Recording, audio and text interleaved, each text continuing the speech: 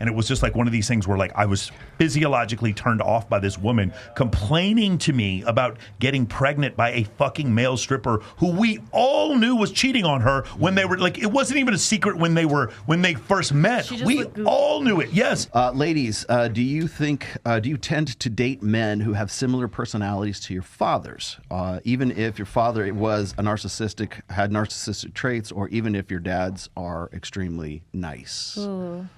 Red, what do you think? Yes, in some cases, yes. Like I noticed that it's all very subconscious, but yes, in a lot of ways.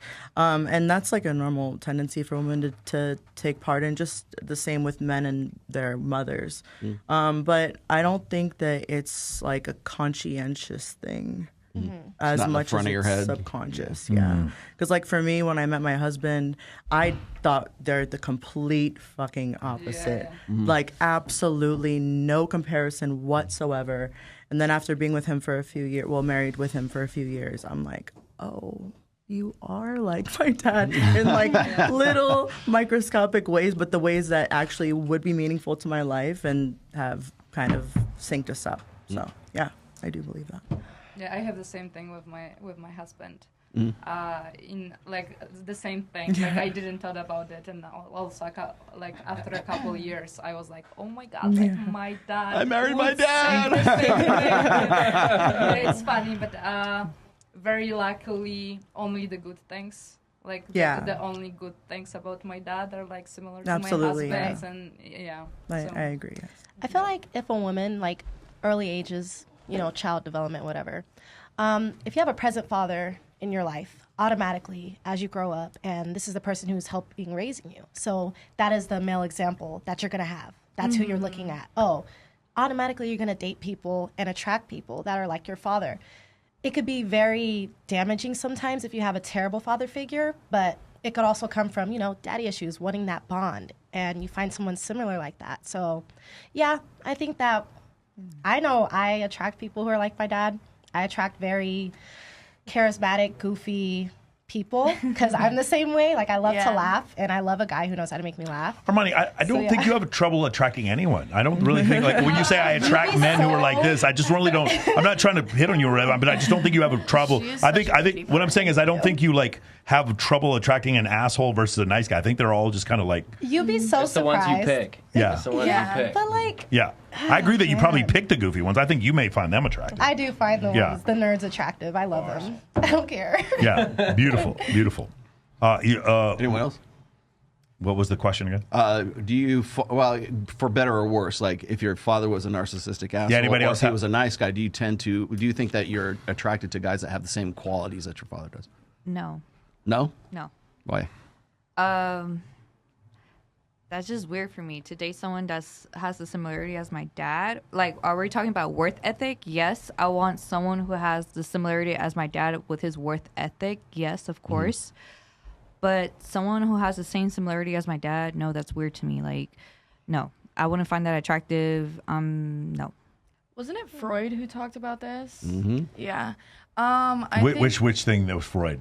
Like the whole there's like a I think Oedipus. it's between like 1 and 3. That's falling in love with your mother. Yeah, but then like as you get older, there's an Electra complex too. Which yeah, is like I think like your nervous system just like has like this idea of like what home feels like, even if it's like absolute shit and got chaos. it. Okay, so you're talking about finding equilibrium through like chaos. Yeah. Yeah, like whether home was like chaotic or nice, like I feel like you're just generally gravitated towards anything that feels close to home, just because it feels nice. You know what I mean? Comfort. So we're talking about these different stages. I'll tell you a stage I went through. There was definitely a stage in my early 20s where I saw pretty girls who didn't like me and would have done anything to date the pretty girls and did not care about the level of chaos that they needed in their life. Was it like a game for you? It wasn't a game. It was survival. It was just like I saw pretty girls who didn't like me, and I was in the gym, fucking working in a nightclub. I was doing everything I could, like trying everything I could because I liked pretty girls. And so, but my selectivity didn't care if they had a relationship with their dad,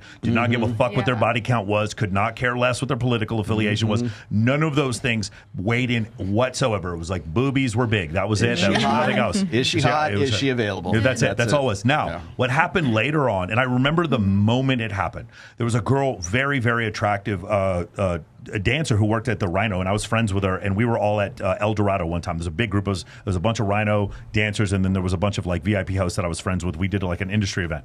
We're all sitting there, and she starts telling the story about how this male stripper got her pregnant and then like abandoned her. And I remember thinking she was the prettiest girl I'd seen, and I was like, oh my God, this girl is so beautiful. And she just like went off with this guy who got her pregnant and then was sitting there crying to us, and we're looking at her like, you were dating a male stripper. Like we're like confused. And then I just started to realize like that was the first time when it was a turnoff, where I realized like not only is the ick. Yeah, well, I got the ick because it was the first time where I was like, not only would you mistreat me for treating you good, I can't possibly provide you the level of chaos you need in order to feel fulfilled because of the, like what you said before, the equilibrium that you must have had in your childhood home. And so now when I see women who like crave that level of chaos, like if you tell me your last 3 exes are narcissists, I don't care how big your boobs are. Like it's just like if you have 10 roommates and you think they're all assholes, eventually you're the asshole roommate. No, you have to recognize. If you are calling all of your exes crazy, there is something wrong with For you. sure. You lack self-awareness. Sure. Yes. You know what I mean? And I think that goes with both guys or girls. Like if a guy comes up to me and he's like, every single girl I've ever dated, fucking psycho. I'm like, you did something. Yes. And then like vice versa. Like if a girl's like, all the guys I dated, they were like, I'm like, there's a problem. Like you are the common denominator here. You know what I mean? So yeah, I think it takes like not a lot of people can recognize that like that upbringing can affect them as an adult. I think it takes a lot of self-awareness to heal and move away from that, which a lot of people lack. Yeah. I got a question for you. How long did it take you when you were younger and doing all this stuff to go from I just want titties to like we all still do. We're still doing it. Yeah. There's still a little bit of that. But I want titties to like I want titties, but I don't want titties if she's dating the male stripper. Yeah. Like that. How long did that take? And did you have to get to a point of like more sexual abundance? Yes, so that was it. It was I was 2013 in Vegas, so I'd been here for 2 years. And at that point, I'm not saying like I was crushing it, but I was dating more beautiful women than I'd ever dated in my life, and had no trouble meeting beautiful women. And that was the point where it happened. They're everywhere. It was abundance. It was at that point where it was like, you had a moment of clarity. Yes, when I first met her, I was like, that's the prettiest girl I've ever seen. But like when we were having this conversation, I was like, oh, now like I can be a little bit more selective. But it was one of these things where it was like two things. It was like I already saw in my mind a relationship with her where she cheated on me because I didn't provide enough chaos, one. And number two, me provide, like there's no way I could provide enough chaos to make her happy. So this wouldn't have fit. And it was just like one of these things where like I was physiologically turned off by this woman complaining to me about getting pregnant by a fucking male stripper who we all knew was cheating on her when they were like, it wasn't even a secret when they first met. We all knew it. Yes, that's the point. And it was just like, you tolerated that.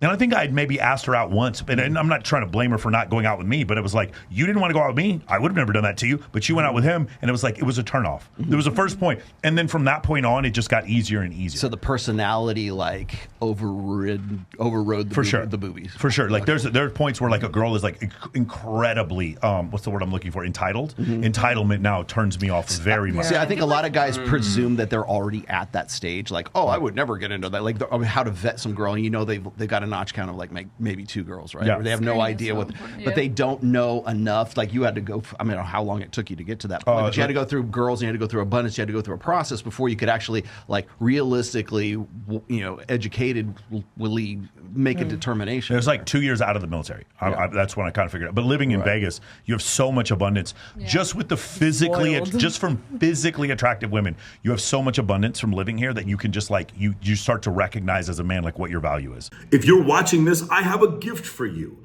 Click the link below and I will send you a private invite to my community for free. Yes, free.